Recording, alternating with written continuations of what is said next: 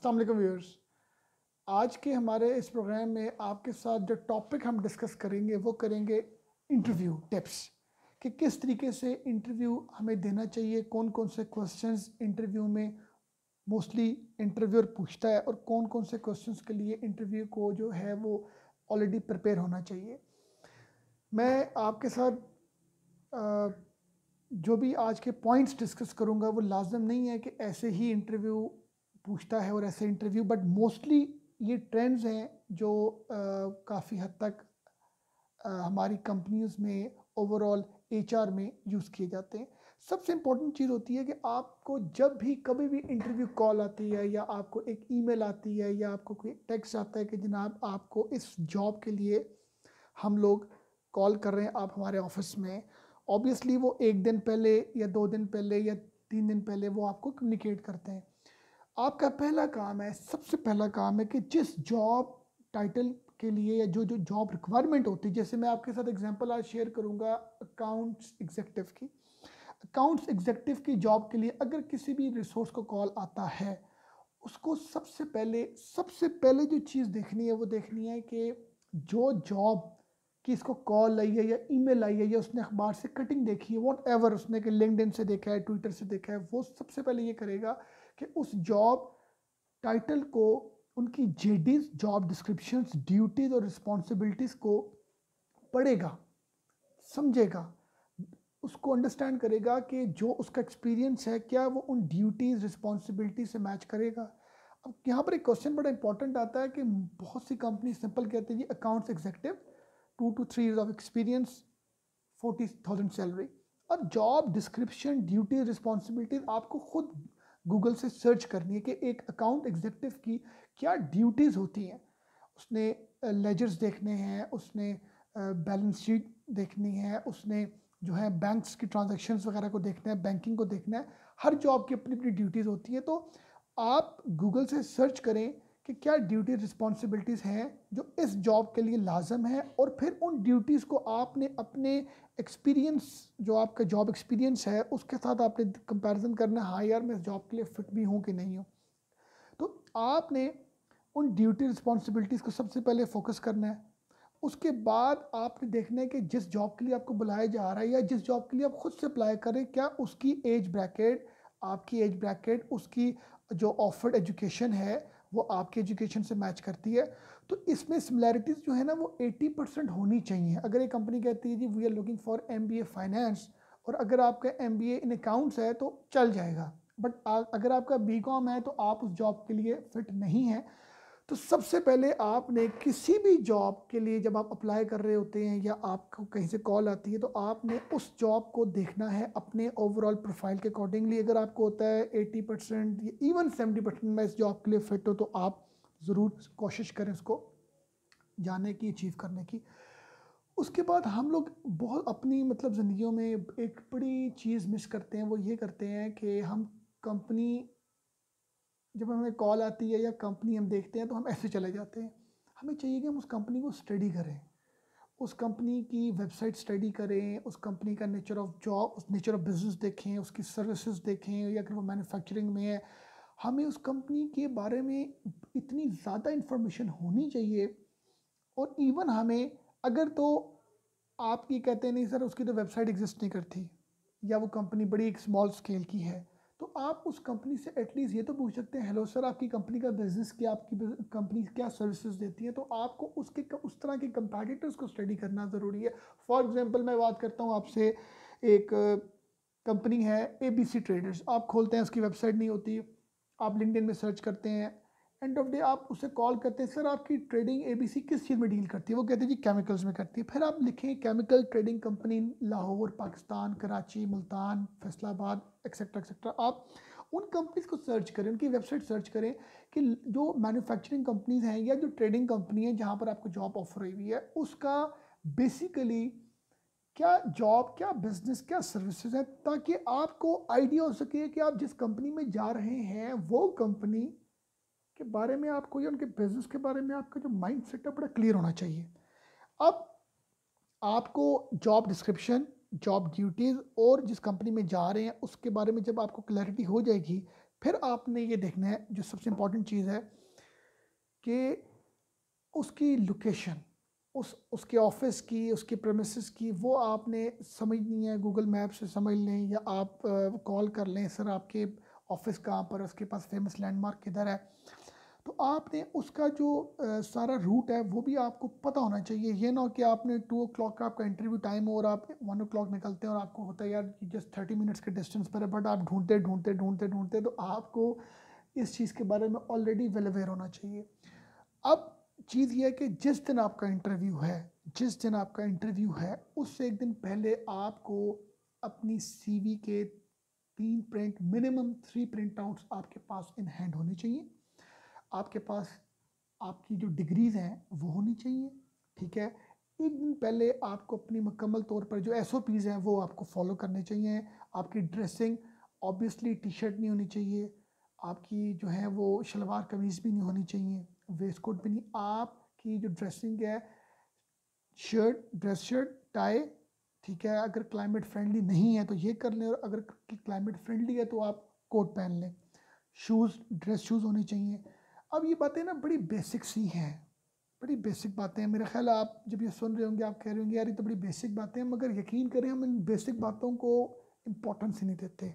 हम टाई अगर पहनते हैं तो थोड़ी सी इधर पहन लेते हैं, कोट पहनते हैं तो वो रेड कोट होता है या ग्रीन कोट होता है, वो शादियों का कोई ना कोई आगे पीछे से।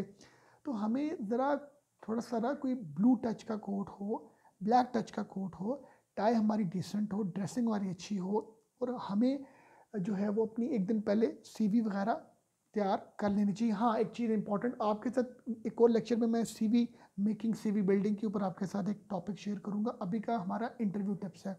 अब जब भी आप इंटरव्यू देने जाते हैं तो आप कोशिश करें कि आपके पास एक बॉल पेन हो, थोड़ा सारा जो देखने में थोड़ा सारा ज़रा अट्रैक्टिव हो, ठीक है। ये आपकी फ्रंट पॉकेट है तो उधर डाल दें, अंदर है तो उधर आपके पास एक बॉल पेन होना चाहिए।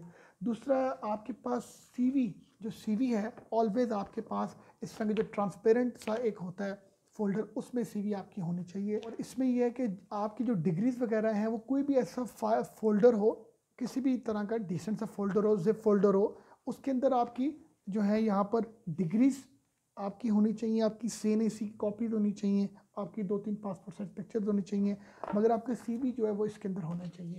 ये बड़ी बेसिक सी बातें हैं।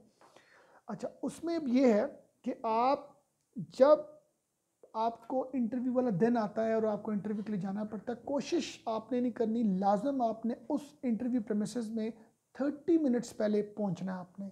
अगर आप 20 मिनट्स पहले पहुंच जाएं ओके है, 30 मिनट्स इज़ फाइन। आप अगर उस प्रेमिसेस में, उस सेटअप में 20 to 30 मिनट्स के दौराने के बीच में पहुंच जाते हैं, तो पहुंच के सबसे पहले आप रिसेप्शन में बताएं कि जी मुझे ये कॉल आई इस इंटरव्यू के लिए, इन साहब ने की। ऑब्वियसली एचआर डिपार्टमेंट से मोस्ट ऑफ मतलब कंपनीज वगैरह की हो आती हैं, तो आपने उनको इन्फॉर्म करना है और आपने बैठ जाना रिसेप्शन में। और आपने नोटिस करना है कि इस कंपनी में किस तरह के लोग आ रहे हैं, किस तरह के लोग जा रहे हैं, रिसेप्शन में किस तरह के लोग बैठे हुए हैं, लोगों की आपस में ड्रेसिंग इन्वायरमेंट क्या है, कल्चर कैसा है, मतलब इंग्लिश कल्चर है कि उर्दू कल्चर है या क्या देसी कल्चर है या कॉर्पोरेट कल्चर है, इट ऑल डिपेंड्स कि कंपनी कहाँ पर फॉलो करती है।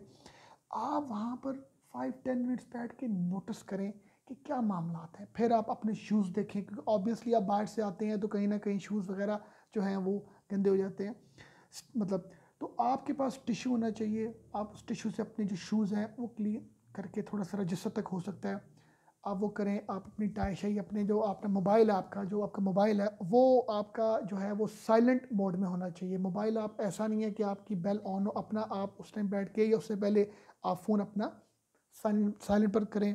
फिर आप उसके साथ जो है वो पानी, ये जो पानी है, ग्लास ऑफ वाटर, ये आप जब भी इंटरव्यू देने जाएं और आप वेट करें रिसेप्शन में तो आप उनसे कहें जी I need a glass of water. उसको आप थोड़ा सा इंटेक करें ताकि आपका ओवरऑल जो मतलब है नर्वस सिस्टम है, आपका लेवल ऑफ कंफर्टेबिलिटी बड़ा मेंटेन हो जाएगा। फिर आपको जब कॉल आती है जी आ जाए, आपको एचआर मैनेजर बुला रहे हैं, आप जाते हैं, आप पहले डोर नॉक करें, एक्सक्यूज मी सर मैं काम, या आप कहें सर मैं आ जाऊं। अब आप जब जाते हैं तो आप हाथ ना मिलाएं। बहुत से लोग जो होते हैं वो जाते हैं, कहते हैं अस्सलाम वालेकुम सर, ठीक है।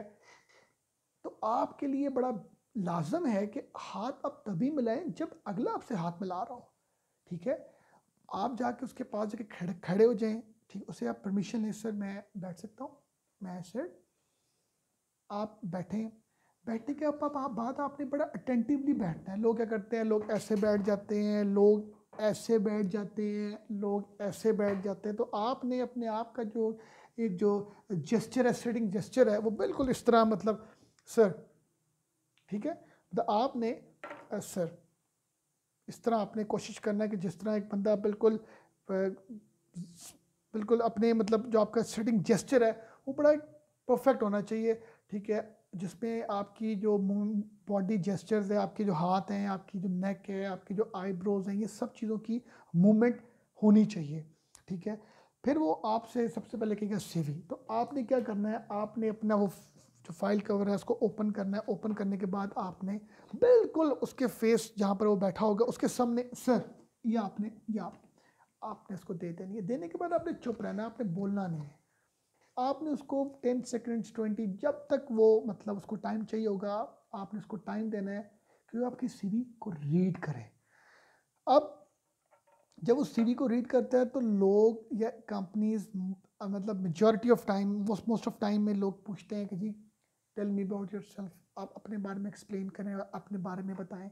तो उसमें आपको आपके सीवी के बारे में हर चीज़ बिल्कुल माइंड में होनी चाहिए कि मैंने ऑब्जेक्टिव क्या लिखा हुआ है, मेरी इस कौन कौन सी डिग्री की क्या क्या कंप्लीशन है, क्या सीजीपी है, किस कंपनी में मैंने ज्वाइन किया, कब मैंने इसको छोड़ा, एक्सेट्रा एक्सेट्रा। क्योंकि सीवी से रिलेटेड मैं आपके साथ नेक्स्ट सेशन में आपके साथ एक टॉपिक डिस्कस करूँगा इंशाल्लाह, अभी हम उस पर नहीं आ रहे।